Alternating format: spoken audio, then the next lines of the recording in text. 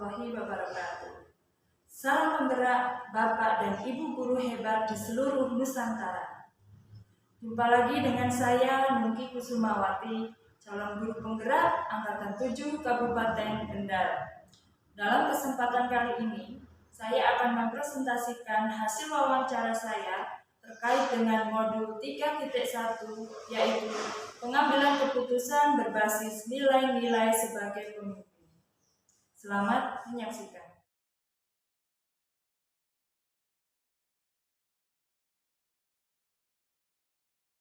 Assalamualaikum Pak Sun. Waalaikumsalam warahmatullahi wabarakatuh. Ye, pripun kabaripun Pak? Alhamdulillah, sehat walafiat. Gimana Bu Mungki? Alhamdulillah. Pelaksanaan GP lancar? Alhamdulillah Pak. Baik Pak Sun, sebelumnya saya ucapkan terima kasih banyak atas kesempatan Pak Sun yang sudah diberikan kepada saya. Sedikit mengganggu nih Pak. Saya ingin melakukan sedikit wawancara mengenai pengalaman Pak Sun karena sudah lama sebagai kepala sekolah Pak di suatu lembaga, di mana yang namanya lembaga itu tidak lepas dengan suatu permasalahan. Dan kadang permasalahan itu membuat dilema kita ya Pak kadang benar lawan benar dan juga kadang benar lawan salah. Nah ini yang membuat kita bingung untuk mencari solusi mungkin Pak baik Pak Sun. Nah ini Pak, jika Bapak sudah misalkan Bapak dihadapi dengan suatu permasalahan yang seperti itu, baik benar lawan benar atau etika dilema etika atau benar lawan salah atau bujukan moral, nah ini bagaimana Bapak bisa mengidentifikasi kasus-kasus tersebut Pak? Terima kasih Mungki. Ya, mudah-mudahan nanti saya bisa menjawab apa yang menjadi pertanyaan Mungki dan harapan kami ini kita sharing ya Bu ya. Kita sharing dalam rangka untuk pengembangan sekolah khususnya SMK PGRI 1 Sukoharjo ini lebih maju. Baiklah Bu Mungki, tadi berkaitan dengan pertanyaan Bu Mungki, memang satu hal yang saat ini ya Bu, yang saat ini sejak dulu sampai sekarang ini memang satu hal yang tidak lepas dari pemikiran kami. Memang dalam hidup ini, namanya hidup, saya boleh mengatakan secara pribadi dilema. Dilema, artinya dilema di situ ada pilihan-pilihan yang harus kita putuskan, ya, baik secara pribadi, di keluarga maupun di sekolah. Pribadi pun kadang banyak orang yang tidak bisa memecahkan sehingga mengambilkan satu sikap keputusan. Itu baru pribadi antara hati kita. Di keluarga sudah ditambah anggota lain, ada istri dan anak. Nah ini yang kompleks, apalagi di sekolah yang alhamdulillah yang pertama saat ini ya Bu, SMK PGRI 1 Sukoharjo ada hampir 900 siswa, ada 56 tenaga pendidikan yang semuanya itu notabene dari latar belakang yang berbeda-beda ya Bu ya. Ada baik itu dari keluarga, dari pribadi, pendidikan, lingkungan mereka bertempat tinggal, ini ternyata juga bisa berpengaruh di sekolah yang akhirnya menjadikan sebuah dilematik. Oleh karena itu jelas ini di SMK PGRI ini juga ada dilema-dilema yang barangkali harus kami carikan solusi. Ya tadi kita sampaikan bahwa dilema di sini ada kalanya kita harus mengambil keputusan ketika dialami oleh teman guru ya, teman guru. Kadang permasalahan baik yang dilakukan oleh guru terhadap anak-anak. Namun sisi yang lain, kadang guru pun sedikit bertentangan juga dengan SOP maupun tata tertib serta kode etik guru yang sudah kita tetapkan bersama. Ini kadang satu hal yang menjadikan permasalahan di kami.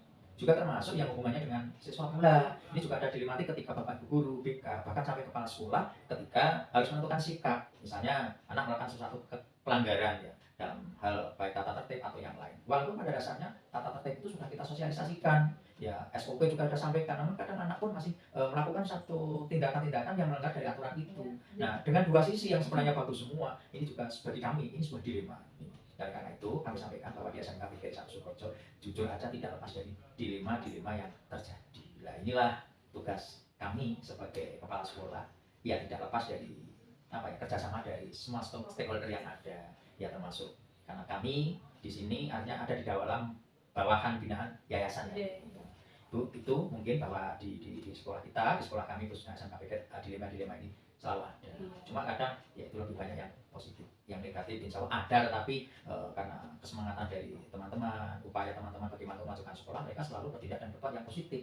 Nah sehingga dilema yang kami alami ini ya itu tadi sisi yang lain, teman-teman kadang pengen memperjuangkan anak-anak dari sisi yang sudut pandang mereka, sisi yang lain ada aturan dari sekolah maupun yayasan yang kadangnya berseberangan. Ya seperti itu Bu. Jadi intinya mesti ada ya Pak ya. Baik Pak. Kemudian Pak Sun sendiri dalam pengambilan keputusan terutama ketika menghadapi permasalahan seperti itu, pripun Pak? Sesuai dengan yang kebajikan. Ya ini sesuai dengan menurut saya ya Bu. Di setiap lembaga itu barangkali punya aturan sendiri ya, punya aturan sendiri, punya mereka. Yang kami jadikan pedoman kami ini karena di kita karena sekolah swasta, artinya kebijakan sepenuhnya ya dari kita semua ya, di samping pengawasan dari yayasan maupun dinas pendidikan. Tapi otoritas ini untuk swasta bisa kita Bu, bisa kita kemas bareng-bareng. Termasuk ketika kami harus mencantumkan atau membuat draft tentang tata tertib, tentang SOP dan sebagainya, ini kami tidak memutuskan sendiri. Jadi kita bareng-bareng, aturan itu sebenarnya kita buat bareng-bareng agar nanti bisa dilaksanakan secara bareng-bareng. Nah, namun karena manusia, dengan tadi saya sampaikan ada latar belakangnya pendidikan, sosial, juga keluarga, ini ternyata juga belum bisa memahami dari semua aturan yang telah kita buat bersama. Nah, langkah yang kami tempuh, khususnya di sekolah kita, di situ di tata tertib maupun karyawan sudah kita kita paparkan bahwa di situ ada tata tertib yang harus dilakukan secara bersama, kontinu. Juga ada sanksi-sanksi yang mestinya harus diterima oleh guru maupun karyawan selagi mereka tidak bisa atau belum bisa menjalankan tata tertib yang sudah kita lakukan. Nah, contoh saja, ini contoh kasus misalnya ya Bu, dari guru misalnya. Sisi yang pertama, saya yakin semua guru yang di PPR ini positif, artinya pengen membangun siswanya, ingin menjadikan sebagai generasi muda yang luar biasa, dan ingin mestinya sesuai dengan visi dan misi sekolah kita juga pengen nantinya lembaga pendidikan SMK PGRI ini kan lebih maju sesuai yang diharapkan masyarakat maupun pemerintah.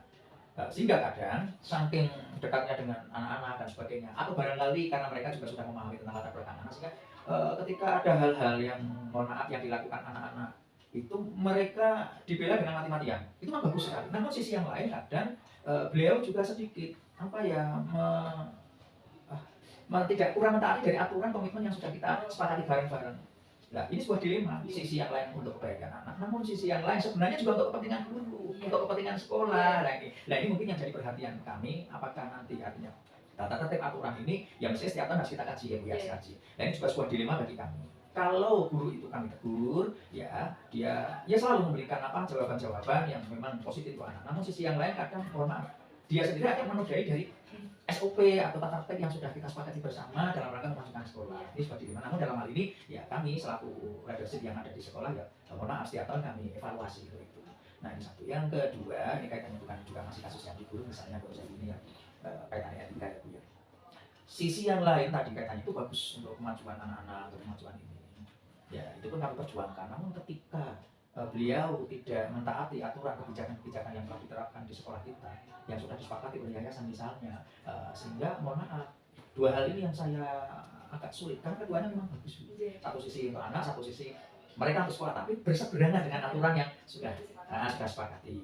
Ini yang kasusnya yang intinya antara sifat-sifat yang baik dan tidak. Ya, sisi yang kedua yang sedikit agak negatif menurut saya Bu ya, karena manusia terutama di khususnya SMK PGRI ini kan rata-rata masih banyak anak muda. Banyak anak muda yang ibaratnya pengalaman hidupnya juga masih sangat minim, sehingga egonya, emosinya juga lebih tinggi. Ini kadang pun juga sebuah dilema ketika kita menerapkan tata tertib kepada teman-teman, tapi kadang masih ada salah satu atau dua yang melanggar dari tata tertib itu.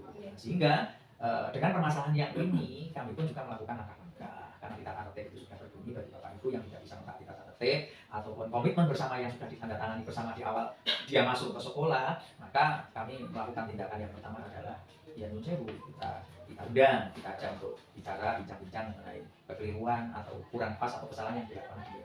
Itu termasuk peringatan pertama. Yang kedua, kalau peringatan yang kedua itu tidak mempan, ya kita lakukan dengan berikutnya yang kedua yaitu melalui tertulis SP pertama seperti itu. Nah, dalam hal ini kami tidak langsung menempuh sendiri Bu, karena di kami juga punya jajaran termasuk kepala bidang dan sebagainya. Karena di kami juga ada kepala bidang ketenagaan. Nah, langkah awal yang saya minta agar nanti tidak mengurangi rasa bahasanya minder atau menjadi takut dan sebagainya, kami melalui kepala bidang itu saya undang secara besar. Nanti kok tidak mempan atau tidak ada perubahan, nah baru naik ke kepala sekolah dengan peringatan yang pertama. Setelah peringatan yang pertama secara tulis antara tadi kepala bidang ketenagaan dengan kepala sekolah kok tidak diindahkan, di kami masih ada semacam Bu ya, kelembagaan yang intinya ya independen lah bahasanya, walaupun kita ada dalam binaan yayasan, tapi kan mohon maaf ya, kalau satu harus lapor ke Semarang, ke provinsi kan kesulitan ya. Di kami ada semacam majelis kan ya, membantu kepala sekolah yang nantinya bisa memberikan semacam binaan dan bimbingan. Nah, itu tidak mempan, maka muncul SP yang kedua. SP yang kedua ini di kita khususnya guru ya Bu ya, khususnya ini beliau diberi atas pelanggarannya diberikan sanksi, yaitu sebagai bentuk pembinaan di nol jangka. Ketika di nol jangka kok ada perubahan bagus, karena kita juga mendidik juga ya, ada pihak sekolah dan organisasi berdasarkan musyawarah tempat. Jadi saya tidak memutuskan secara sendiri ya, kita bersama-sama dengan tim agar nanti hasilnya lebih maksimal. Kemudian bila mana kok termasuk sudah dibimbing, dibina oleh tim majelis atau tim sekolah pengembang sekolah itu kok tidak mempan disambung, artinya dia untuk mengundurkan diri. Karena ini antara positif dan negatifnya lebih banyak negatifnya. Kalau lebih banyak positifnya tadi yang contoh yang pertama, sisi yang lain bagaimana anak demi kemajuan anak ini, tapi ya teman saya melanggar dari kode etik dan sebagainya yang diterapkan di sekolah, artinya ya ini kami tetap ada kebijakan khusus untuk dia yang minimal untuk melakukan suatu perubahan dan memahami barang-barang visi dan sebagainya. Namun kalau tetap seperti itu pun ya menurut saya UTM Barista kami tetap melakukan dalam rangka apa? Untuk menjaga keutuhan ya kelembagaan di SMK PGRI Sukoharjo. Karena tadi saya sampaikan bahwa SOP aturan yang kita buat bukanlah produk kepala sekolah, tapi produk kita bersama, komitmen bersama dalam rangka untuk memajukan sekolah, dalam rangka untuk meningkatkan kualitas, dalam rangka juga menjadikan anak-anak bangsa ini untuk lebih baik dan lebih maju. Itu ya langkah-langkah yang kami tempuh seperti itu. Luar biasa Pak Sun. Berarti intinya keputusan yang diambil di sekolah itu dengan tata tertib Pak yang sudah tertib, SOP yang telah disepakati, terus kemudian juga ada sanksi-sanksi bagi siswa atau bapak ibu yang telah melanggar. Namun sisi lain saya tambah ya Bu, di kami tidak melakukan hanya sanksi-sanksi, tapi sisi yang untuk mereka yang ada profit Bu. Ya Bu ya, jadi ada semacam reward, ada semacam hadiah, bisa itu berupa ya kadang ucapan-ucapan terima kasih, semangat. Nanti kalau itu hubungannya dengan prestasi ya bisa kita kita sponsorkan lah, kita jadikan waka atau kepala atau wali kelas dan sebagainya. Jadi artinya di sisi yang lain sekolah memberikan sanksi untuk pelanggaran, sisi yang lain sekolah juga memberikan penghargaan reward kepada mereka agar lebih semangat. Harapan kami agar mereka saling berlomba-lomba untuk kebaikan semua. Dan alhamdulillah di SMK PGRI jalan. Tadi masalah kasus hanya satu contoh ya, tapi selama ini kasus yang kami hadapi sih ada, tapi tidak begitu seberat yang artinya yang menjadikan sekolah ini bisa teratasi. Nah, ini saya buktikan ya, artinya sejak tahun berdirinya SMK PGRI 1 Sukoharjo 2009 dari siswa yang sedikit kemudian berkembang terus sampai hari ini sebagai wujud komitmen bersama yang kami terapkan di SMK PGRI sehingga mereka merasa memiliki sekolah ini. Itu mungkin sementara yang bisa saya sampaikan kaitannya dengan masalah langkah apa yang saya tempuh dalam rangka menghadapi dilematika etika tadi. Baik Pak, luar biasa Pak Sun. Iya memang dulu dari sedikit sedikit sehingga sampai sekarang luar biasa perkembangannya. Ini sebagai wujud. Nah, terus Pak Sun, hal-hal apa yang selama Bapak ini anggap efektif dalam pengambilan keputusan pada kasus-kasus yang dilema tersebut Pak? Kami sangat yang efektif dari awal kami terapkan kepada anak. Jadi di sini memang walaupun ada kepemimpinan yang saya lakukan di sini, saya sebagai bahasanya sebagai moderator ya Bu, sebagai penengah. Karena sejak awal saya tanamkan kepada teman-teman bahwa guru-guru yang di sini itu saya ajak komitmen untuk saling memiliki bahwa lembaga pendidikan SMK PGRI akan milik kita. Sehingga rasa memilikinya itu lebih tinggi ya Bu. Nah, sehingga akan mengurangi dari rasa mengurangi dari rasa untuk melakukan bersalah gitu loh. Mereka seperti itulah efektifnya. Saya lebih banyak menyadarkan kepada mereka sekiranya ada hal-hal yang kurang berkenan atau kebijakan kepala sekolah yang kurang pas, kami secara demokrasi, saya memberikan kesempatan mereka untuk berpikir selagi pikiran pola-pola pikir mereka itu tidak berseberangan dengan aturan yang sudah kita buat. Bila mana aturan yang sudah kita buat kok ternyata lemah, ya mari kita revisi begitu. Sehingga pikiran kami tidak selalu banyak menegur kepada mereka. Kami hanya sekedar motivasi, kami hanya sekedar paling berat memperingatkan. Nah, ini dampak yang kami tempuh ternyata tadi. Imbasnya apa? Imbasnya semua guru karyawan yang ada dengan rasa memiliki sekolah ini mereka lebih semangat dan mereka berupaya untuk tidak melakukan sesuatu yang menimbulkan masalah di sekolah ini. Karena kalau sebuah lembaga sudah banyak masalah, saya yakin di dalamnya sudah keruh apalagi sampai luar, apalagi sampai mendidik anak-anak. Lah itu, ya kita contohkan aja lah. Di rumah ada orang tua bapak sampai itu persoalan bisa jadi masalah dan bisa kita jadi gambaran. Contoh yang kecil keluarga. Bagaimana? Dan jangan misalnya bisa memahami di kelas 1 sebagai wali kelas ya.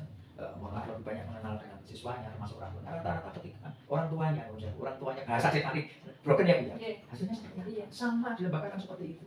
Makanya saya inginkan bahwa segala sesuatu apapun yang ada di kita harus dimusyawarahkan.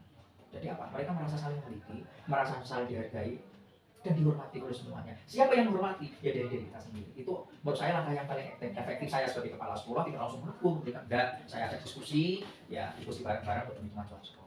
Kalau itu salah wajar karena manusia, tapi setidaknya kalau yang namanya seorang guru dia sudah sadar seorang yang harus diburu dan ditiru mestinya. Makanya ketika awal masuk di SMK PGRI Pak, kita adakan semacam perjanjian ya Bu ya dari awal, komitmen yang harus dilakukan, yang harus mereka pahami, sepakati sehingga nantinya cara kerja itu enak, enjoy. Itu Bu, mungkin yang bisa saya lakukan selama ini. Berarti intinya menumbuhkan rasa memiliki, menumbuhkan rasa memiliki dan rasa tanggung jawab bersama. Demokrasi dan tidak bertentangan dengan aturan. Yang penting yang menjadikan itu ya aturan itu yang sudah kita sepakati bersama seperti itu. Baik Pak, kemudian Pak, hal-hal apa saja Pak selama ini yang merupakan tantangan bagi Pak Sum dalam pengambilan keputusan? Kan suatu permasalahan ada tantangannya tersendiri Pak. Daripada kasus-kasus yang dilema tersebut. Yang saya hadapi selama ini ya Bu, ya bahasa tantangan itu objektif ya Bu ya. Ada kalanya orang mengatakan sebuah tantangan, tapi orang yang lain itu belum sebuah tantangan. Itu baru hal biasa. Oke, secara umum artinya memang tantangan-tantangan itu ada. Tapi secara khusus yang menjadikan kami bahasa ngomong stres selama ini belum kami alami. Belum kami alami. Sehingga tantangan-tantangan yang ada ya sebagaimana tadi, punya berbuat seperti ini, pengen maju ini. Sisi yang lain seorang belum bisa melayani karena kondisi menjauh ya, keuangan dan sebagainya. Ini tantangan Bu. Misalnya di kemampuan produktif, wah ini seharusnya kalau sekolah pengen maju, pengen ini tentunya alat ini. Sementara dana kita tidak ada, karena sekolah swasta semua dana bersumber sementara ya, itu dari masyarakat. Walaupun memang ada dari pemerintah yang namanya pos itu pun juga tidak bisa kita gunakan seenaknya sendiri ya, itu juga ada prosedurnya. Ini tantangan-tantangan dalam hal kaitannya peningkatan mutu dan sebagainya. Tapi tantangan yang berkaitan dengan moral, artinya yang dilakukan oleh Bapak Ibu guru, artinya kontra dengan kepala sekolah, tidak yang saya alami kira-kira belum pernah terjadi, belum pernah terjadi. Jadi ya tantangannya itu saat ini yang kami hadapi hanya tantangan antara harapan Bapak Ibu guru dalam rangka pemenuhan anak sementara dari pihak sekolah belum bisa mengimbangi karena terbatasnya. Kenyataannya seperti ini, termasuk di SMK PGRI ini ibarat pembiayaan kan, masih kategori sangat ringan sekali. Jadi untuk hidup saling ngomong pas-pasan. Nah, pikiran saya lambat laun, mudah-mudahan dengan ini jumlah siswa yang stabil, supaya bisa meningkat, akan sekian persen bisa kita menyisihkan untuk soal peningkatan di kualitas, termasuk pemenuhan alat-alat praktek, alat peraga untuk Bapak Ibu guru dan sebagainya. Alat peraga barang saat ini masih bisa dan bisa dibiayai oleh dana bos misalnya Bu ya. Tapi untuk peralatan-peralatan yang lain kan tidak semuanya bisa dibiayai oleh itu. Jadi memang kita harus swadaya, termasuk pemenuhan ruang kelas dan sebagainya. Ini kan tidak boleh dana-dana itu kecuali bantuan. Nah, tantangan yang saya hadapi saat ini baru berkisar masalah itu. Jadi tantangannya berupa lawanan, kontra dan sebagainya, alhamdulillah belum ada, belum pernah terjadi yang sampai itu. Baik Pak. Kemudian Pak Sun, dalam penyelesaian suatu masalah itu kan sesuatu mesti ada prosedur Pak. Nah, prosedurnya seperti apa ya Pak Sun sudah jalankan? Nah, prosedurnya seperti tadi yang saya sampaikan ya Bu ya, bahwa pelanggaran-pelanggaran yang dilakukan terutama misalnya untuk contoh ya dulu. Nah, pelanggarannya kita lihat dulu sejauh mana pelanggaran yang mereka lakukan. Kalau maksudnya pelanggaran yang masih sifatnya pro dan kontra, ya kita selesaikan dari tim tadi melalui dari kali hubungannya dengan pembelajaran. Mungkin kami bisa minta tolong dari kepala bidang kurikulum kaitannya dengan ketenagaan, sarana prasarana mungkin melalui itu. Dan nanti dari kepala bidang atau wakil itu tidak bisa menyelesaikan, baru kami yang begitu. Barang-barang kita ajak untuk musyawarah, sehingga mereka pun harapan kami bisa membantu sekolah, membantu sekolah mencarikan sebuah solusi seperti itu. Tapi kalau itu ranahnya sudah sampai maaf ya, naik guru tidak ada, guru kriminal ada ya Bu ya. Naik guru harapan ada itu ya, mohon maaf ya, termasuk yang sudah tertera di dalam SOP atau tata tertib maupun kode etik guru itu yang kami jadikan dasar untuk solusi pemecahannya. Ya kita pakai prosedur seperti itu. Kita undang pertama pembinaan itu ya Bu ya. Kalau sifatnya masih agak ringan ya Bu. Tapi kok tidak diindahkan, kok masih sama, kita tadi dibuatkan surat peringatan pertama yang dihadapi nanti oleh teman-teman kepala bidang dan saya selaku kepala sekolah.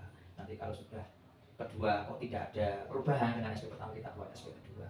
Nanti bersama tim sekolah atau di situ diwakili majelis tadi, sehingga kita mengambil keputusan apakah ini akan kita kembalikan kembali ke masyarakat, apakah akan tetap kita pertahankan dengan pembinaan. Jadi nanti tergantung keputusan bersama itu. Kalau memang mereka mau berubah dengan bagus dan sebagainya berjanji, ya insya Allah kita sebagai. Cuman kalau guru mungkin tata tertibnya lebih kejam ya Bu bahasa dia dengan siswa ya, karena apa, kita jadi figur yang akan diberikan contoh oleh anak-anak. Tapi kalau itu hubungannya siswa juga sama Bu. Nah ini hubungannya dengan siswa ada prosedur yang kita lakukan, dan kami ini menurut saya mengaktifkan ya daripada kami kelas. Jadi harapan kami wali kelas itu lebih peran yang pertama yang lebih paham. Sehingga yang kasus-kasus kecil ya cukup sampai wali kelas. Nanti harapan sampai ada perubahan. Nanti kalau ada perubahan wali kelas sekolah ya kita kerjasama dengan BK. Nah di BK pun juga ada tata tertib juga yang harus dilakukan oleh anak. Ada SP juga, SP1, SP2 gitu ya. Kalau sudah sampai ke SP berapa nanti diundang wali murid, bapaknya diundang, permasalahannya disampaikan, ada apa sebenarnya kok anak Islam yang masuk, seperti ini, seperti itu ya Bu ya. Setelah itu agar nanti terikat adanya satu aturan, biasanya ini ada semacam pernyataan yang harus ditandatangani oleh wali kelas, oleh orang tua dan siswa. Harapannya apa ke depannya agar anak itu lebih baik. Kalau itu waktu tidak diindahkan, jauh biasanya sampai aspek ketiga. Nah ini masih bisa nanti ada rapat bersama antara wali kelas, kemudian BK, kepala bidang, kalau perlu kepala sekolah. Seperti itu keputusan akhir, apakah anak ini akan tetap kita pertahan ya, atau kita kembalikan orang tua atau kita carikan solusi sekolah lain, barangkali dengan pindah ke sekolah lain dengan juga lebih baik juga, kita juga tidak tahu. Tapi yang jelas yang kami lakukan ketika anak itu, mohon maaf ya, sudah tidak bisa mengerti aturan sekolah, kita sudah melakukan berbagai langkah-langkah, ya kita carikan solusi. Jadi misalkan sekolah lain ataupun kejar paket. Yang penting anak itu jangan sampai tidak sekolah. Dan artinya ketika kami memutuskan anak itu harus dikembalikan orang tua, prosedur yang kami lakukan tidak 1-2 kali, berkali-kali, sehingga gampangnya ngomong gitu, mudahnya ya sampai orang tua itu jenuh. Sampai orang tua jenuh, saya merasa wah sudah Pak, kami sudah bosan. Nah baru itu ya, karena harapan kami karena namanya di dunia pendidikan ya penuh dengan kesadaran ya Bu, termasuk para Bapak Ibu guru kita harus penuh kesadaran. Karena dia kita manusia, bukan kalau teman-teman yang di jurusan TPSM yang dari sepeda motor sudah sulit ya sudah, bodoh nanti ya, karena manusia ada seperti itu. Itu prosedur yang kami lakukan dalam rangka mengenai kasus-kasus seksual maupun kasus pada teman kita di dunia apa di guru maupun di tata usaha seperti itu. Berarti tergantung permasalahan kan siswa atau permasalahan yang dari guru. Jadi tergantung permasalahan sebesar apa. Dan intinya prosedurnya sama, yaitu sama pembinaan. Termasuk Ibu kaitannya dengan siswa, kami pun juga selalu mensosialisasikan tata tertib. Jadi ketika anak salah kita tidak boleh langsung negur. Nah itu pun kita sosialisasikan kepada anak maupun kepada orang tua, sehingga ketika sekolah memutuskan itu orang tua juga menyadari.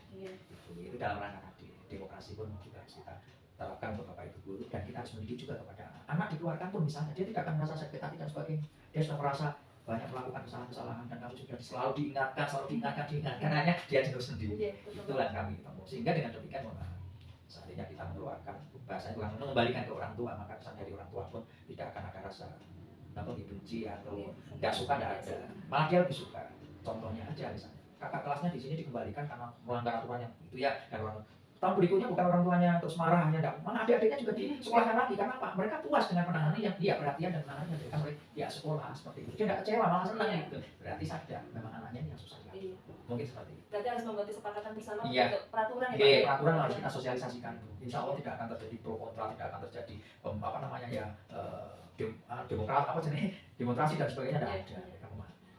Baik Pak. Nah kemudian Pak Sun, faktor-faktor ini yang selama membantu Pak Sun dalam pengambilan keputusan itu apa Pak? Faktornya? Ya. Apa orangnya? Faktor yang selama ini mempermudah Pak Sun untuk mengambil suatu keputusan. Yang saya mudah mengambil keputusan yang pertama karena menurutnya Bu. Yang sulit itu ketika kita memutuskan, yang diputuskan tidak mau, yang diputuskan memberontak itu ya, itu yang sulit Bu. Tapi kami mudah dalam hal itu karena faktornya apa? Faktor yang pertama ya tadi, mereka yang ada di sini sudah menyadari tentang aturan-aturan yang dilakukan sekolah. Iya, aturan itu. Jadi dia mudah, nggak usah perlu saya artinya melakukan tindakan-tindakan enggak ya. Saya kira cukup yang saya menyodorkan aturan-aturan itu mereka sudah memahami, sehingga itu akan mempermudah kami di dalam keputusan. Nah, yang keduanya artinya semua stakeholder yang ada, terutama di struktural ya, ada wali itu siswa, ada wali kelas, ada PK, ada kesiswaan, itu semuanya sudah match ya. Artinya tentang data-data siswa ini sudah sesuai, data administrasikan, siswa mengetahui, orang mengetahui, itu akan mudah kami memutuskannya, nggak usah berbelit-belit gitu ya, itu kan siswa. Kalau guru pun mungkin sama, tapi saat ini kami belum melakukan gitu. Tapi alhamdulillah artinya kesalahan-kesalahan yang dilakukan oleh guru hanya maksudnya masih taraf wajar ya, kesalahannya bukan kesalahan yang negatif, hanya kesalahan kebelumitnya antara program yang sudah kita buat, kita rencanakan dengan secara pribadi tadi. Maka kenapa kok masih ada guru yang seperti itu? Barangkali tadi kompetensi yang mereka miliki, itu baik dari pendidikan, tadi yang sampaikan ya pendidikan, lingkungan dan sebagainya itu sangat maklum gini. Nah untuk alhamdulillah kalau untuk guru ya tidak begitu. Nah anak memang yang sering ya Bu, kalau anak memang sering seperti itu, apalagi di kita pengen ya menerapkan kedisiplinan yang sedisiplin mungkin, itu banyak tantangannya. Iya banyak tantangannya, dan sementara anak yang sekolah di sini dari berbagai kalangan ya Bu, ada yang pedesaan, ada yang kota, mohon maaf. Jadi ada sekolah yang mohon maaf ya, ada sekolah yang katanya favorit, ada yang biasa ketemu di sini, maka harus menyamakan persepsi yang sama. Makanya itu pun kita juga butuh waktu. Jadi untuk kelas 10 penanganan kesiswaan anak-anak ini harus ekstranya apa ya, memang sosialisasi, adaptasi. Misalnya nanti kalau sudah kelas 2, kelas 3 kenapa sesuai dengan apa ya, sesuai dengan ciri khas SNKPG gitu. Terakhir Pak Sun, dari sekian permasalahan yang Pak Sun hadapi itu pembelajaran apa Pak Sun yang bisa Pak Sun petik dari pengalaman pengambilan keputusan tersebut? Banyak sekali Bu. Dari permasalahan-permasalahan yang ada siswa itu ya. Artinya kami dari sekolah itu mengetahui banyak tentang latar belakang siswa, sehingga dengan latar belakang yang siswa, sementara kita punya visi misi yang sama satu ya Bu, berarti dari anak yang dari sekian penjuru itu kan harus sama nanti persepsinya. Nah otomatis, ini sebagai bahan kami dalam rangka membuat satu aturan nantinya, dalam rangka kami membuat gerak untuk peningkatan mutu ke depannya. Jadi dengan adanya masalah kan terus itu yang kedua, dengan banyak masalah hanya apa, rasa ta'arufnya, rasa kekeluargaannya dengan masyarakat semakin dekat. sering mengundang orang tua, akhirnya juga semakin dekatnya dengan Iya. orang tua, sehingga kami pun tahu banyak permasalahan yang terjadi. Ini wacana untuk kita semua, ya betul. Yang jelas banyak pengalaman yang saya terima dari kasus-kasus itu, sehingga kami bisa merencanakan ke depannya kan. Evaluasi. Iya, kita jadikan evaluasi, ingin jadikan model seperti apa sekolah kita ini kan begitu. Ya. Jadi artinya setiap sekolah itu juga punya ciri khas khusus, juga punya aturan yang khusus juga berbeda pula, tidak bisa disamakan. Di sekolah A aturannya seperti ini, tidak bisa Bu, karena sekolah A bisa jadi siswa yang masuk sini delalanya. Contoh negeri ini hanya kadang di lingkungan kita, tapi kalau di kita di swasta PGRI ini, apalagi di wilayah support sekolahnya yang banyak, otomatis sejumlah banyak siswa yang banyaknya tadi yang 900-an itu dari berbagai macam daerah, dari berbagai macam daerah, sehingga maaf nanti akan muncul aturan berbeda dengan sekolah sebelah. Ini ya, ketika ada masalah, muncul aturan PGRI dengan misalnya kok SMA MA sebelah gitu, kok beda? Ya beda karena dengan latar belakangnya berbeda, tidak sama. Dan kurikulumnya pun sama-sama SMK, sama-sama jurusan pun berbeda. Nah dari sinilah ya yang dapat kami petik manfaat dari permasalahan-permasalahan yang saya hadapi, ternyata memunculkan ide-ide baru dalam rangka mengembangkan sekolah khususnya SMK PGRI Sukoharjo. Itu manfaat yang bisa kami petik seperti itu. Baik Pak Sun, saya rasa cukup Pak Sun. Ini saja wawancara untuk hari ini.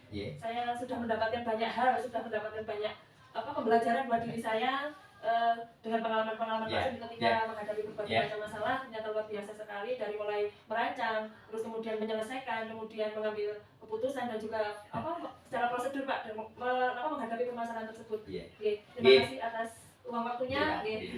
Ibu, terima kasih dengan adanya sharing wawancara ini, ternyata juga membuka awal baru saya untuk saya. Ya, saya mohon maaf, mungkin hanya itu yang bisa saya sampaikan. Mudah-mudahan selanjutnya dengan menganalisa tadi apa yang saya sampaikan, kemudian dirangkum, kami tidak menutup panjenengan untuk bisa memberikan masukan ke sekolah untuk kebaikan sekolah ini. Dan saya berharap mudah-mudahan setelah selesainya dengan ini, GP selesai, mudah-mudahan ilmunya bisa bermanfaat untuk dunia pendidikan. Suatu saat, syukur-syukur, mohon maaf bukan karena apa-apa ya, karena memang manusia itu harus terpanggil. Yo, kalau itu saya gambarkan sebuah mobil, kok kabeh orang kerja di supir bisa ya custom lampu ya ya. Kalau suatu saat misalnya pengemudi di lembaga itu, kemudian teman-teman berkeinginan menuju pengemudi untuk jadi supirnya atau kepala sekolah, mohon untuk bisa dibina dengan baik di jalan berdasarkan ilmu-ilmu yang sudah paling dapatkan baik di BP, pengalaman di sekolah, maupun sedikit cerita saya katakan cerita baca, cerita pengalaman saya sebagai kepala sekolah. Nah, kami tidak bisa menyampaikan yang lebih karena memang itu realita yang terjadi di sekolah ini. Saya kira itu, terima kasih juga saya sampaikan kepada Mugi, semoga sukses selalu dan cepat selesai ya Bu ya. Terima kasih Pak. Ya ngatur maaf Pak, terima kasih atas semuanya. Bisa akhiri, wassalamualaikum warahmatullahi wabarakatuh. Waalaikumsalam.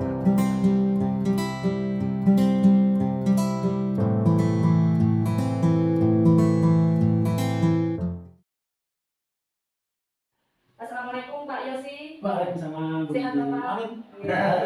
Sebelumnya saya terima kasih sekali atas peluangan Pak Yosi untuk pagi hari ini. Iya Pak Yosi, Pak Yosi kan sudah lama ya Pak ya menjadi kepala sekolah di sekolah SMA. Nah mungkin selama Bapak menjadi kepala sekolah banyak permasalahan ya Pak yang dihadapi. Baik Pak, kadang permasalahan itu ada yang benar, ada yang salah, jadi membuat kita dilema dan bingung mencari solusi untuk memecahkan masalah tersebut. Nah begini Pak, terkait dengan masalah tersebut, bagaimana Bapak mengidentifikasikan kasus-kasus yang merupakan dilema etika atau rujukan moral? Ya, terima kasih kesempatannya. Bangga sekali bisa berbagi kepada CGP yang insya Allah nanti akan menjadi gelombang, menjadi motor perubahan yang ada di Indonesia ini. Mungkin sehubungan dengan topik tadi yang disampaikan tentang permasalahan di sekolah. Ya tentunya yang namanya sebuah kelembagaan, di mana di situ ada banyak faktor yang membuat situasi itu tidak selamanya baik-baik saja. Kalau kita lihat bahwa inti daripada permasalahan sebenarnya adalah kita mempermasalahkan apa? Iya, betul Pak. Ya. Bisa aja kalau permasalahan itu kita dikritisi aja, udah nggak usah di dalam masalah, karena bagaimanapun juga alam semesta mendukung, gitu ya. Maka masalah itu dengan berjalannya waktu juga akan selesai. Tetapi tentulah itu tidak ada peran dari leadership, dari kepemimpinan untuk mengarahkan perubahan yang diharapkan. Nah, termasuk juga setiap permasalahan sebenarnya kita memandang permasalahan itu jangan dilihat dari sisi negatifnya. Bahwa permasalahan itu pada umumnya adalah sesuatu yang memang kita harapkan untuk mendewasakan. Oke, kembali topik, ketika kita bicara tentang permasalahan, maka akan ada dua kemungkinan. Karena permasalahan itu anggapan ya, anggapan gini, saya salah, dia benar, atau sebaliknya, saya benar, dia salah. Nah, yang jadi masalah adalah ketika kemudian ada dua kepentingan, bisa jadi dia itu benar, sesuatu benar. Nggih. Satu sisi benar, sisi yang lain juga benar. Iya. Ya. Nah, itu yang disebut dilema etika ya. Nah, dalam dilema etika itu berarti kan kita harus melakukan pemilihan, Pak. Ketika kita bicara tentang dilema etika, saya punya pendapat yang tentunya saya anggap benar, kemudian Anda juga punya pendapat yang tentunya menurut Anda juga benar. Padahal kalau kita bicara tentang skop kebenaran itu kan relatif. Yang pertama ketika ada benar dan benar berada dalam satu sisi yang berbeda, yang tujuannya sama, maka yang pertama adalah bagaimana kita mengambil prioritas. Mengambil apa? Prioritas. Iya. Sebenarnya ketika kita mengambil langkah si A yang dianggap benar dan langkah si B yang juga dianggap benar, maka orientasinya adalah tujuan. Iya. Tujuan itu tercapai apa enggak, kemudian itu ada faktor efektif, ada faktor efisiensi juga di dalam pengambilan keputusan sehubungan dengan apa yang kita ambil. Gitu. Nah, benar dan benar pun harapannya setiap masalah seperti ini. Iya. Jadi kita nggak perlu dalam kapasitas untuk menyalahkan orang lain. Iya. Karena kok saya yakin setiap orang itu sebenarnya punya maksud baik. Ya. Cuma karena cara berpikir yang berbeda, maka kebenaran itu bisa berada pada satu sisi yang tergantung pada tujuan yang kita inginkan. Satu sisi barangkali sebagai pimpinan yang terbuka. Sebenarnya kan pemimpinan sih, lebih cenderung pada pemimpin. Dan yang namanya pemimpinan itu kita bicara tentang kolektif kolegial yang kebersamaan. Gitu. Oke lah bahwa sebagai seorang pimpinan secara birokratif pada seorang yang kewenangan. Tapi pada sisi yang lain kita juga butuh juga dukungan dari bawahan kita yang pastinya mereka memiliki frame of reference-nya masing-masing. Artinya duduk bersama, eksplor permasalahan sampai akhirnya mengambil keputusan, tidak egois bahwa apa yang dia sampaikan yang dikatakan pimpinan adalah sebuah kebenaran yang mutlak, maka ini menjadi salah satu kata kuncinya. Selama ini yang saya alami biasanya memang ketika kita sudah masih selama masih ada komunikasi, ya maka segala masalah tidak akan menjadi masalah. Gitu. Jadi intinya adalah bagaimana dengan komunikasi, ada komunikasi, jalin komunikasi dengan baik dan pada endingnya adalah win-win solution. Gitu. Bahwa keinginan saya dan keinginan orang lain yang barangkali berlawanan berbeda sebenarnya itu terfasilitasi. Bagus sekali Pak. Intinya sebenarnya masalah itu bisa menjadi masalah atau bukan tergantung kita menyikapi Pak. Ya. Dan masalah itu akan terselesaikan jika tujuannya akan tercapai. Dan semua itu ternyata butuh komunikasi ya Pak ya, komunikasi yang baik dan akhirnya menemukan sebuah solusi. Luar biasa sekali Pak Yosi. Kemudian Pak, selama Bapak mengambil keputusan di sekolah Bapak, terutama untuk kasus-kasus di mana ada dua kepentingan yang sama-sama benar maksudnya, dan sama-sama mengandung nilai kebajikan. Nah, bagaimana Bapak mengambil sebuah keputusan Pak? Selalu saya katakan begitu, bahwa tadi kalau kita melihat kepada yang pertama, itu adalah tujuan. Tujuan Pak, ya. Tujuan. Nah, lebih spesifik lagi, itu dalam wilayah dekatnya di sekolah kami, saya menunjukkan visi. Oh iya. Pada di sekolah Pak ya? Divisi itu jelas sekali bahwa subjek yang diarah adalah peserta didik. Ya. Jadi, ini malah saya ingat yang disampaikan oleh Pak Menteri kita. Ya. Apapun keputusan di sekolah, ketika itu berpihak kepada kepentingan peserta didik, please do it. Lakukan. Tapi sebaliknya, kalau ada hal-hal yang tidak ada hubungannya dengan kepentingan peserta didik, maka skip dulu. Atau paling tidak masukkan dalam prioritas yang bukan prioritas utama. Memang kita tahu bahwa kepentingan di sebuah sekolah itu banyak. Ada kepentingan luar dalam hal ini adalah di eksternal itu mungkin kita ada masyarakat, kita ada kedinasan, kita ada komite dan lain sebagainya. Di dalam ada anak-anak yang jadi objek dan subjek itu, kemudian ada bapak ibu guru, ada karyawan dan lain sebagainya. Maka dari pilihan itu kepentingan siswa itu utama. Jadi apapun yang kita ambil itu selalu menanyakan menjadi jawaban terhadap manfaatnya apa bagi anak kita. Ketika dia memang memberikan manfaat, maka ayo kita lanjutkan diskusinya untuk merumuskan hal teknis sehingga anak-anak merasakan manfaat dari apa yang kita teruskan. Nah, selain itu barangkali juga nama tujuannya. Kemudian juga komponen-komponen hukum. Artinya bahwa di situ juga ada faktor guru, pembina, kemudian faktor lingkungan, sarana dan prasarana, ketersediaan segala macamnya yang memang harus kita pertimbangkan. Termasuk juga budaya, kalau misalnya melakukan hal kayak gini mungkin baik bagi anak-anak, tapi bagi masyarakat kok nggak baik ya. Nanti pada bahasa berikutnya ya, kalau tadi ini kita masih bicara benar-benar, nanti ada situasi di mana benar salah gitu ya. Nah, ketika benar salah tentu analisisnya akan mungkin gitu ya. Setuju sekali saya Pak. Ternyata untuk menjalankan pengambilan keputusan di sekolah kita harus berorientasi dengan siswa. Kalau misalkan itu kepentingan siswa, let's do it. Sekarang kita lakukan. Dan untuk mencapai tujuan kita juga harus flashback dengan visi misi kita itu apa. Dan hal itu juga harus ada pendukungnya Pak, pendukung baik dari pihak sekolah maupun di luar sekolah. Ya baik sekali Pak Yosi. Kemudian Pak, langkah-langkah Pak atau prosedur seperti apa yang Bapak selama ini lakukan? Ya, Kalau kita bicara nama-nama, yang pertama adalah mungkin permasalahan muncul ada, kita bisa kategorikan dua gitu ya. Yang pertama adalah preventif, kemudian yang kedua kuratif. Preventif artinya bahwa kita menduga bahwa akan ada potensi masalah yang akan timbul. Kemudian dari potensi masalah yang akan timbul, kita mengambil langkah-langkah supaya masalah itu bisa minimalisasi dampak negatifnya. Gitu. Pertanyaannya dengan baik. Tapi bisa juga bahwa masalah itu karena memang kita sudah di depan mata, muncul gerakan unpredictable, gitu ya, kita prediksi ya ternyata ada masalah. Tentulah dalam situasi kayak gitu harus diambil langkah-langkah. Oke, dari dua hal itu untuk penanganannya juga berbeda. Jadi Bapak preventif dan kuratif. Ya, jadi pencegahan sama penanganan.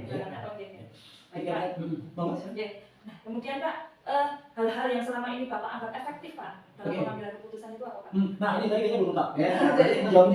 Jadi ketika kemudian sudah kita identifikasi, tadi masalahnya kan identifikasi. Bahwa masalah itu masuk preventif atau kuratif, maka kita balik pada langkah berikutnya. Langkah berikutnya adalah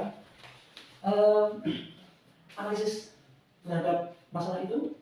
Ketika kita melakukan analisis, artinya bahwa kalau di dalam analisis maka terkenal yang namanya strength, weakness, opportunity, sama threat, kan gitu.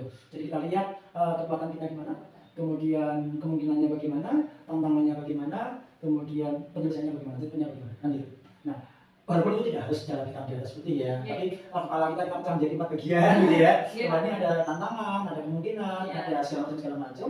Nah, setelah kita melakukan analisis itu, maka langkah selanjutnya adalah kemudian teamwork. Ya, kekuatan daripada tadi saya sudah sampaikan bahwa sekolah bukanlah punya kepala sekolah. Bahwa sekolah ini ada unsur kepemimpinan. Kalau saya mengatakan sebagai satu atau kepala sekolah dan staf, itulah yang biasanya kami ajak untuk bicara terlebih dahulu. Kita ada masalah seperti ini, bagaimana kita menyelesaikannya. Gitu. Nah, kemudian setelah kita komunikasikan kepada teman-teman berdasarkan komunikasi itu, maka barulah dirumuskan langkah-langkah penyelesaian. Dari langkah-langkah penyelesaian itu, maka muncullah the right man and the right job. Jadi siapa yang menanganinya, maka muncullah itu 4-1 hal. Siapa, bagaimana, gitu ya. Jadi semuanya terdapat kapan dilaksanakannya dan bagaimana melaksanakannya itu merupakan bagian dari langkah yang harus kita laksanakan. Baru kemudian kita eksekusi, kita laksanakan. Di dalam pelaksanaan ini maka sebagai pimpinan ada salah satu prinsip manajemen di mana harus melakukan yang namanya pemantauan. Mungkin kalau di manajemen kita mengenal yang namanya perencanaan, kemudian ada pelaksanaan, kemudian ada pemantauan, dan yang terakhir ada evaluasi. Nah, dengan pola seperti itu, insya Allah setiap masalah akan bisa diselesaikan. Luar biasa Pak Yesi, ternyata banyak sekali ya Pak. Ya, ada analisis dulu, kemudian dijadikan satu teamwork ya Pak, terus kemudian melihat dengan siapa, kapan, dan di mana B512H, dan selanjutnya evaluasi, dan yang terakhir adalah prinsip manajemen. Ya Pak, kemudian Pak, selama ini dalam hal apa saja yang selama ini merupakan tantangan dalam pengambilan keputusan pada kasus-kasus yang di Lima tersebut Pak? Tantangannya tentulah setiap orang itu punya, tadi saya bilang levelnya pasti beda. Yang itu sangat tergantung pada pengalaman dia, pendidikan dia, dan terlalu penting. Nah, dari situasi-situasi yang ada itu sebagai seorang pimpinan pastilah harus jeli, gitu ya. Bahkan boleh dikata ini satu hal yang merupakan salah satu kata kunci, di mana keputusan yang nantinya akan diambil itu sebenarnya sudah ada gambaran awalnya, gitu. Sebelum kemudian di flow, sebelum kemudian itu dimaklumi oleh unsur pimpinan yang lain, sehingga teman-teman yang lain itu ketika melaksanakan dalam keadaan mantap, gitu. Mantap bahwa ini bukan hanya karena kodratnya kepala sekolah nih, gitu. Tapi bahwa kita melakukan ini, menyelesaikan masalah ini adalah demi lembaga, demi sekolah saya, demi kebaikan dan kejayaan sekolah. Ya, situasi seperti ini harus dipahamkan. Mungkin seperti itu. Iya, oke. Berarti kata kuncinya harus sudah ada gambaran dari awal ya, Pak. Kemudian sudah dengan mantap apa yang akan dilakukan itu demi kelembagaan dan kebaikan dan juga kejayaan sekolah tersebut. Iya, luar biasa Pak Yesi dalam menangani masalah nih Pak. Nah, kemudian Pak, apakah Bapak sudah memiliki sebuah jadwal tertentu dalam penyelesaian kasus dilema etika itu Pak? Dan mungkin menyelesaikan di tempat atau memiliki sebuah jadwal untuk menyelesaikan atau membentuk prosedur ketika Bapak menjalankan sekolah itu?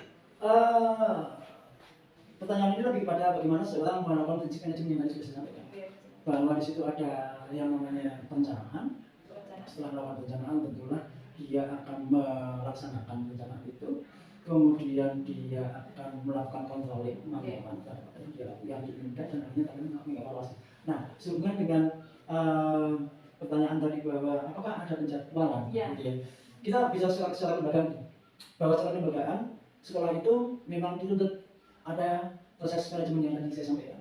Ketika kita bicara tentang apa yang akan terjadi 1 tahun ke depan, maka ada tuntutan yang namanya RKT, rencana kerja tahunan. Nah, kemudian rencana kerja tahunan ini dapatnya dari mana? Dari RKCM, rencana kerja jangka menengah yang sudah direncanakan, biasanya itu jangka waktunya 4 tahunan, gitu. Nah, kemudian ada rencana jangka panjang, rencana kerja jangka panjang. Dan rencana kerja ini maka merujuknya adalah pada visi sekolah, gitu. Nah, ini barangkali setiap pimpinan harusnya memang itu bahwa sadar visi, karena apapun yang dilakukan, apa yang dia pikirkan, apapun itu tentunya tidak personal, tetapi memang mengacu pada kepentingan kelembagaan yang itu tertuang pada visi itu. Nah, kemudian actually-nya bagaimana itu? Apa yang saya lakukan? Yang saya lakukan bahwa tentulah ada proses penyusunan itu, ada penyusunan rencana. Kemudian yang kedua, secara pribadi saya memiliki agenda, ya walaupun kalau zaman sekarang tentunya nggak fisik. Agendanya sudah digital, ya itu saya lama banget ya. Misalnya di Google Calendar aja bisa menjadi agenda kita kan gitu. Nah, kemudian di agenda itu setiap hari saya menjalankan apa yang saya lakukan harian, apa yang harus saya lakukan, iya, itu merujuk tentulah kepada visi ini. Gitu. Mungkin secara singkatnya itu. Nah, kemudian tadi yang diceritakan itu merupakan bagian-bagian yang dilaksanakan dalam rangka melaksanakan tujuan-tujuan. Ya, sangat jelas sekali Pak. Ternyata Bapak juga punya menerapkan basic manajemen yang tadi ada 4 minggu, terus melakukan rencana kerja tahunan, menengah, kemudian rencana kerja jangka panjang. Semua itu sebagai pemimpin juga harus dengan sadar visi Pak. Iya, dan actionnya menyusun rencana agenda dengan rencana harian yang merujuk ke visi. Betul sekali Pak, luar biasa. Nah, kemudian Pak, adakah seseorang atau faktor-faktor yang selama ini mempermudah atau membantu Bapak dalam pengambilan keputusan dalam kasus-kasus dilema ini Pak? Ya pastinya. Iya ya Pak ya. Itulah maka kemudian di sekolah itu muncul namanya struktur. Makanya kita dalam tanda kutip dibantu oleh wakil kepala sekolah, dibantu oleh kasupat ibu, dibantu oleh koordinator. Fungsinya adalah bagaimana kita meletakkan teman-teman kita. Walaupun saya yakin bahwa nggak ada orang jahat, nggak ada orang nggak baik, semua orang ingin baik. Tetapi kan memang setiap orang itu punya kapasitas yang berbeda, punya passion yang berbeda, punya strength yang berbeda. Nah, inilah yang kemudian tuntutan dari kepala sekolah untuk meletakkan, tadi sudah saya sebut, the right man in the right job, gitu ya. Ya walaupun kalau kita ngomong ideal, nggak ada yang ideal. Tetapi bahwa proses belajar dari setiap individu itu kita buka kemungkinannya. Seperti situasi yang ada saat ini di SMA Sukoharjo, itu memang selama ini yang menjadi wakil kepala sekolah adalah teman-teman senior. Sementara kalau kita lihat teman-teman senior ini situasinya sudah cukup lelah, sudah cukup lama untuk menjadi unsur pimpinan, menjadi wakil kepala sekolah. Rencana untuk tahun ajaran baru ini kami akan mencoba reshuffle, di mana penasihatnya tetap teman-teman senior, tetapi pelaksananya adalah teman-teman yang relatif masih muda. Dengan seperti itu harapannya gerakan yang bisa dilakukan oleh sekolah jauh lebih terukur, lebih cepat, tetapi juga tetap dalam handle budaya sekolah. Kalau kita lihat mulai yang paling dalam budaya sekolah adalah teman-teman kita yang relatif sudah sepuh, sudah senior, kiosnya kayak gini, standarnya sekian, itu yang punya kekuatan biasanya teman-teman senior. Tapi kalau teman-teman senior dalam hal fusi yang mungkin langkahnya sudah tidak terlalu cepat lagi seperti anak muda, maka cukuplah mereka untuk mengawal saja, tapi pelaksanaan ya teman-teman yang muda. Iya Pak. Ya berarti hampir semua sebagai pendukung Pak ya, termasuk Makadir dan koordinator yang lain meletakkan fungsi masing-masing dan seseorang itu mesti the right man, the right job. Ada apa? Ada pilihan-pilihan. Baik Pak. Terakhir nih Pak. Yang terakhir, nah dari semua hal yang telah Bapak sampaikan, pembelajaran apa yang dapat Bapak ambil dari pengalaman Bapak mengambil keputusan dilema ini Pak? Ya, ini sebenarnya refleksi ya. Betul. Ketika saya merefleksikan apa yang sudah saya lakukan kurang lebih 4 tahun ini di sekolah, bahwa menjadi pimpinan itu memang terutama adalah bagaimana dia mengeksekusi masalah, menyelesaikan masalah. Dan kalau kita bicara seperti itu, maka sebagai pimpinan mungkin kita bisa bicara antara leader sama manajerial. Memang itu dua sisi yang berbeda. Tetapi tetap juga untuk mengambil keputusan itu walaupun sisi manajerial kita pertimbangkan, tetapi kekuatan justru pada bagaimana kita melakukan kepemimpinan atau leadershipnya.